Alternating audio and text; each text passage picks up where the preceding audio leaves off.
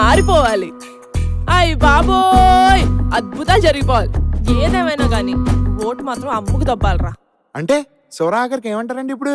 డబ్బిచ్చేటోళ్ళని మింగ ఓట్లం మెట్టోళ్ళని మింగ 5 ఏళ్లకు అమ్ముడు పోయే గొర్రె మందల్ని మింగ.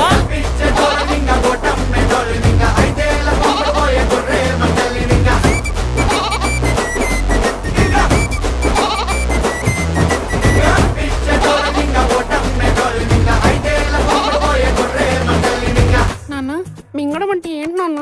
ఇప్పుడు డబ్బులు తీసుకుని ఓట్లు అమ్ముకున్న వాళ్ళందరినీ నమ్మిలి మింగేయాలన్నమాట. నమ్మిలి ఓకే నాన్న.